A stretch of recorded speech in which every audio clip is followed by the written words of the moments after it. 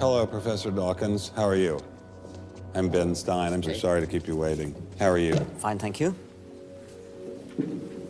I believe that it is a liberating thing to free yourself from primitive superstition. So religion is a primitive superstition? Oh, I think it is, yes. So you believe it's liberating to tell people that there is no God? I think a lot of people, when they give up God, feel a great sense of release and freedom. Why do you think that? I mean, what's your dad? What's your scientist? What's your data? I think, well, I've had a lot of letters saying that, and I've... There are 8 billion people in the world, Dr. Dawkins. How many letters have you had? No, I haven't done that. That's quite true. Professor Dawkins seemed so convinced that God doesn't exist that I wondered if he would be willing to put a number on it. Well, it's hard to put a figure on it, but I mean, I put it as something like, 99% against or something. Well, how do you know it's 99%? I don't. Say not 97%. No, I did. You asked me to put a figure on it, and I'm not comfortable putting a figure on it. I think I just think it's very unlikely. What? But you couldn't put a number on it? No, of course not. No. So it could be 49%. Well, it would be. I mean, I think it's unlikely, but it's quite far from 50%. How do you know? I don't know. I mean, I put an argument in the book. Well, then who did create the heavens and the earth? Why do you use the word who? You see, you immediately beg the question by using the word who. Well, then how did it get created?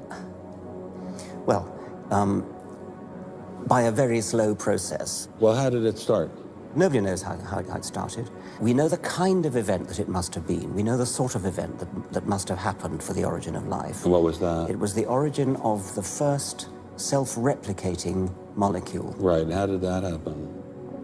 I told you we don't know. So you have no idea how it started? No.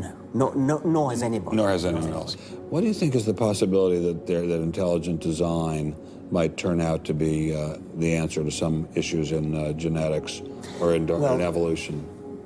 It could come about in the following way. It could be that at some earlier time, somewhere in the universe, a civilization evolved by probably some kind of Darwinian means to a very, very high level of technology and designed a form of life that they seeded onto, perhaps this planet. Now, that is a possibility and an intriguing possibility. And I suppose it's possible that you might find evidence for that if you look at the details of biochemistry, molecular biology. You might find a signature of some sort of designer. Wait a second. Richard Dawkins thought intelligent design might be a legitimate pursuit?